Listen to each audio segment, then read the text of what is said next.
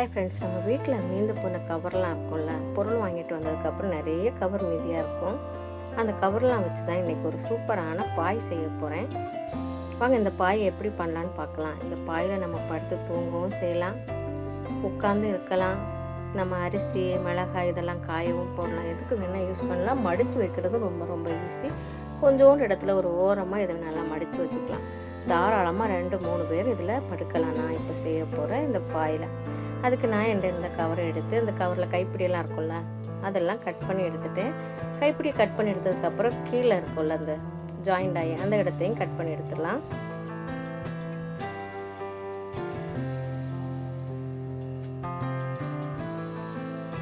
இந்த மாதிரி கட் பண்ணதுக்கப்புறம்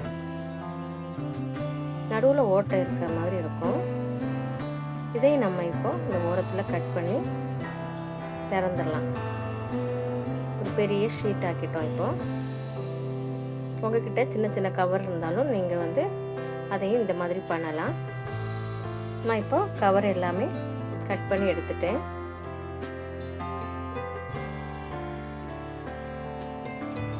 இப்போ சமமாக இருக்க 2 கவரை எடுத்துக்கலாம். சமமாக இல்லைனாலும் பிரச்சனை இல்லை, கொஞ்சம் எக்ஸ்ட்ரா இருந்தாலும் அதையும் எடுத்துக்கலாம். எடுத்து ஒரு ஊசி நூல் எடுத்து இதை தச்சிடலாம் ஒரு சைடை. அதுக்கு எங்கிட்ட ஒரு பெரிய ஊசி, இந்த மாதிரி கொஞ்சம் பெரிய நூல், இந்த திக்கான நூல் இருந்துச்சு, அதை போட்டு தான் நான் இப்போ தைக்க போகிறேன். 2 கவரை சேர்த்து ஃபுல்லாக ஒரு நீளத்துக்கு தச்சு விட்டுடலாம். இதில் முக்கியமானது ஒன்று என்னென்னா, 1 பைசா செலவில்லாமல் இந்த பாயை நான் தச்சுருக்கேன்.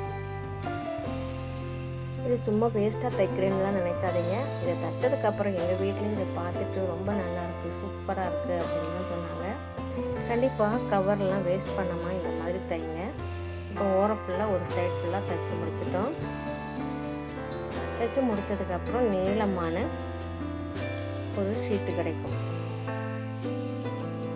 அதுக்கப்புறம் இன்னும் ஒரு 2 பீஸை எடுத்து இந்த மாதிரி நடுவில் தைச்சிடலாம். தைச்சி முடித்ததுக்கப்புறம் கொஞ்சம் பெரிய கவராக இருந்தால் எக்ஸ்ட்ரா இதெல்லாம் இருக்கும்ல, அதெல்லாம் கட் பண்ணி எடுத்துடலாம். கட் பண்ணி எடுத்துட்டு இப்போ எங்கிட்ட 2 பீஸாக இருக்குது. ஃபஸ்ட்டு 4 இருந்தது, இப்போ 2 இருக்குது. இந்த 2ஐயும் ஒன்றாக்கிடலாம்.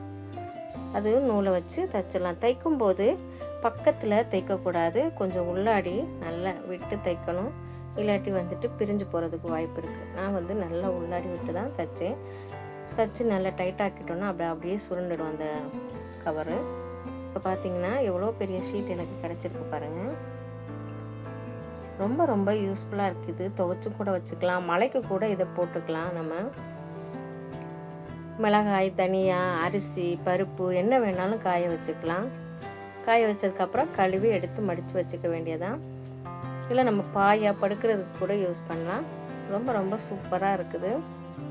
நான் இதில் இப்போ 1 கிலோ மிளகாய், 1 கிலோ தனியா, மஞ்சள் இதெல்லாம் காய போடலான்னு எடுத்துகிட்டு வந்திருக்கிறேன். காய போட்டதுக்கப்புறம் காட்டுறேன் எவ்வளோ இடம் இருக்குதுன்னு சொல்லிட்டு. 4 கவரில் பண்ணதுக்கே எனக்கு அவ்வளோ ஒரு பெரிய பாய் கிடச்சது. சூப்பராகவும் இருக்குது, பார்க்குறதுக்கும் நல்லா அழகாக இருக்குது.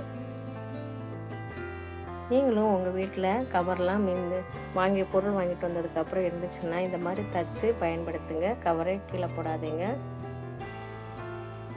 நல்ல ஒரு யூஸாக இருக்கும். பார்த்தீங்களா, 1 கிலோ மிளகாய், 1 கிலோ தனியாக காய போட்டிருக்கு. எவ்வளோ இடம் இருக்குது இன்னும்.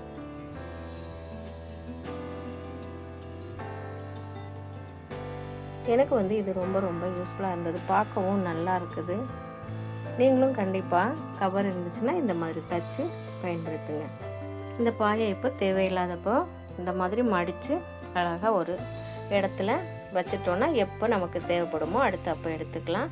ஒரு வாட்டி நம்ம பயன்படுத்தினதுக்கப்புறம் இதை கழுவி காய போட்டு பயன்படுத்தலாம். ரொம்ப ரொம்ப யூஸ்ஃபுல்லாக இருக்கும். வீடியோ உங்களுக்கு கண்டிப்பாக பிடிச்சிருக்குன்னு நினைக்கிறேன். பிடிச்சிருந்தா லைக் பண்ணிவிட்டு ஹைப் பண்ண மறந்துடாதீங்க. எங்கள் சேனலையும் சப்ஸ்கிரைப் பண்ணுங்கள். வீடியோ பார்த்ததுக்கு நன்றி.